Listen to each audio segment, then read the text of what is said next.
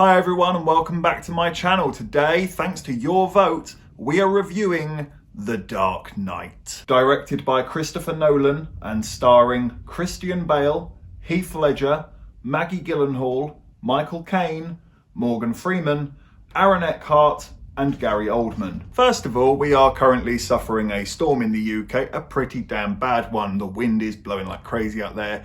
I do apologise if that comes through. I'm really hoping the microphone isn't picking it up. But as I was saying, The Dark Knight is the second instalment in the Christopher Nolan Batman trilogy. And this time, the Joker is here to set chaos amongst Gotham. And it's down to Batman to put an end to his greatest foe. Before we go any further though, could you be a dear? Hit that like button and hit that subscribe button if you haven't already. It really does help me and the channel massively, and we thank you if you do. I think The Dark Knight has a fantastic introduction. That bank robbery that the Joker is pulling is so nicely put together. The editing is so swift. The dialogue is so sharp and on point. If there is any exposition, it's necessary and it comes through completely naturally. These robbers don't really know each other, and I suppose this is quite a flimsy plan that they are working on. So it does make sense for them to converse about, okay, what's the next step? It's nicely paced and you understand everyone's location and positioning as it's happening. It's a good tension to it. And I think it's a great way to introduce the audience to Heath Ledger's Joker and his ideology. I love the writing of The Dark Knight. I think it is just so full of depth and flavour. There's not a small detail that is left out in this script. There's so much going on, and yet it still manages to keep a nice steady beat to it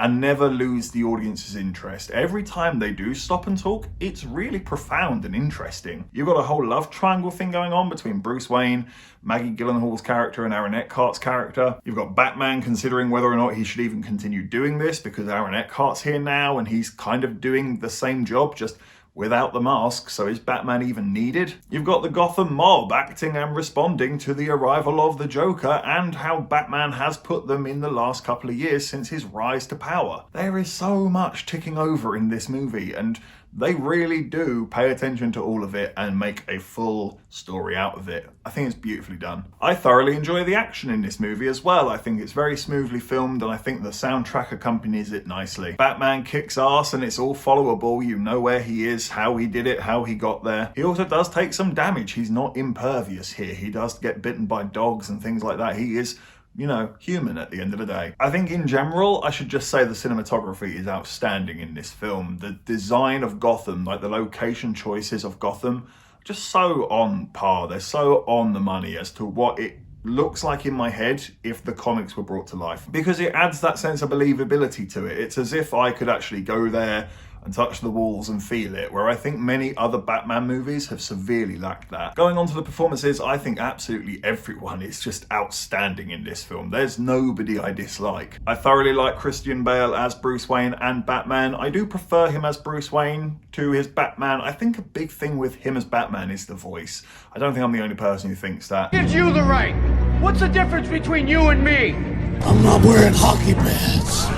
Even on this current rewatch, it still just stood out to me as a sore thumb. I don't like his voice, but I do love him as Bruce Wayne. I think he's arguably the most convincing Bruce Wayne we've had. He's totally viable as that playboy, the smirkish lad with all the money who gets what he wants when he wants. And they never go too far where he's unlikable, but you can see how the other characters would be annoyed with him. Gary Oldman also deserves a lot of credit in this movie. He offers a fantastic performance as Commissioner Gordon. He does have quite some weighty emotional scenes, especially towards the end where he's trying to save his family, and I think he's just outstanding in it. It goes a little unspoken at times. I also love Michael Caine as Alfred. I think that's such a nice chemistry that Christian Bale and Michael Caine had as the pair. I totally believed them having a friendship, having a family bond that's a little bit unspoken because of their actual situation. They're not actually family, but they're all each other has. I think that's so beautifully recognised from both of these actors and the writing. It's superb, if you ask me.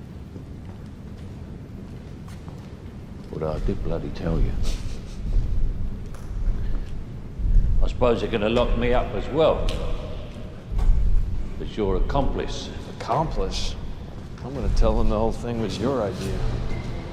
And I also like that it's a continuous line. You see this relationship develop from Batman Begins through to The Dark Knight Rises. It's actually probably my favorite thing about Nolan's Batman trilogy, Alfred and Batman's relationship. Now the big dog, Heath Ledger.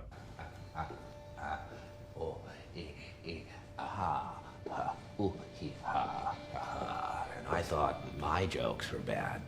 I could probably do a whole video alone on Heath Ledger's performance as the Joker. I think it's fair to say it is the best performance of my own lifetime. I certainly can't recall any other time that I physically have sat in a cinema and watched someone do anything even near to what Heath Ledger offered us as the Joker. Maybe J.K. Simmons in Whiplash, but I'm still giving it to Heath Ledger. He is so damn watchable. I actually noticed that when I was taking notes while watching this film, I never took notes when Heath Ledger was on screen. My eyes were just glued to the screen if he was on it. He is enigmatic. He roars off the screen. He doesn't just breathe life into the character, he downright becomes the damn character. His little mannerisms are so down to a T. The little licks of the corners of his mouth, even things like seeing that he has makeup on his fingernails, and as the film progresses his makeup consistently deteriorates. His personality is just so recognized and pulled to the surface by both director, actor, and by the script as well. He's fascinating because you don't understand how or why he's come to this position, but at the same time he's making good points. He might be a little preconceived at times and a bit vicious. A lot of what he says is sadly true. I mean, the past pandemic proved just how much, people will just sort of trample all over each other. See, their morals, their code, it's a bad joke. Dropped at the first sign of trouble. They're only as good as the world allows them to be.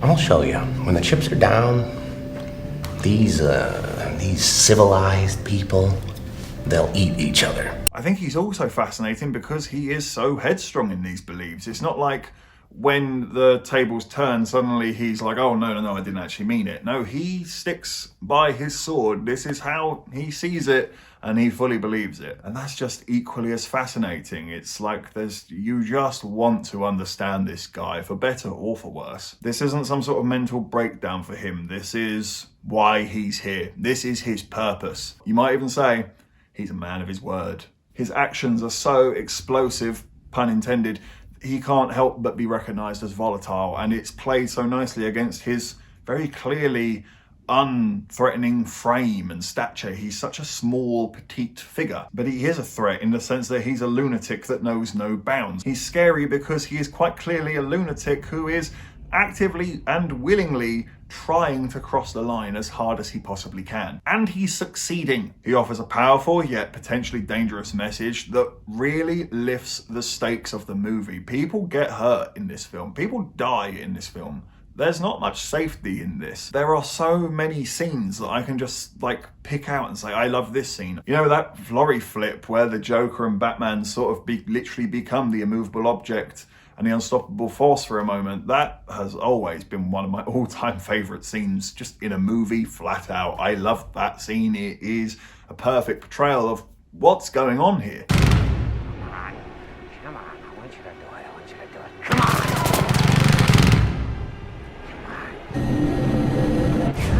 Come on, I want you to do it. Come on, hit me. Come on, hit me! But as I've got older and become more appreciative of dialogue and things like that, my favourite scene now is actually when Joker just flat out breaks Batman. Because I never really saw it as that, to be honest, the first time I watched it. Maybe I was a little bit too young to recognise it. But now I totally see it as just the Joker getting straight directly underneath Batman's skin, and he's winning. He's beating Batman in this moment. Because he's right. Batman has nothing. He has nothing but his fists to hurt the Joker with.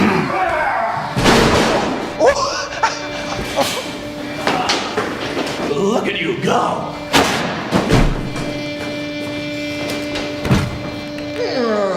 What does Harvey know about you and his little bully? Where are they? You have nothing to threaten me with.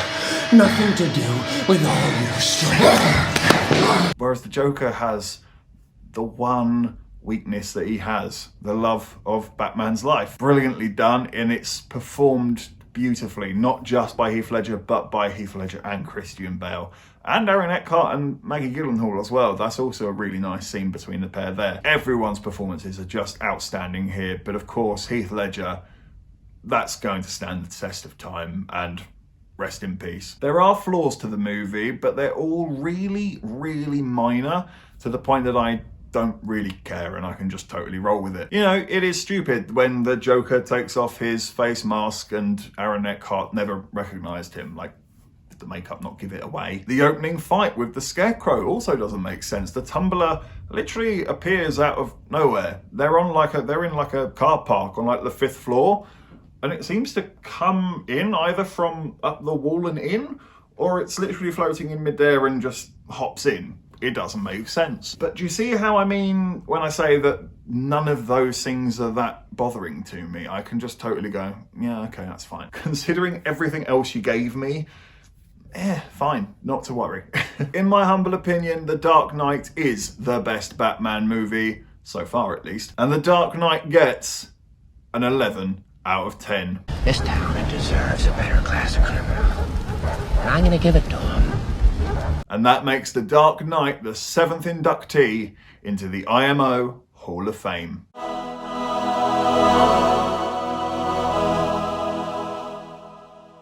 The Dark Knight is a phenomenal piece of cinema that has and will continue to stand the test of time. I'd even argue that it might just be the pinnacle masterpiece of Christopher Nolan's career. Batman fan or not, The Dark Knight is a must-see movie. Thank you for watching this review. Please be sure to hit that like button and hit that subscribe button. And please be sure to hit the comment section as well. Have you seen The Dark Knight? What do you think about it? Let me know in the comment section below. Take care, and I look forward to seeing you on the next review.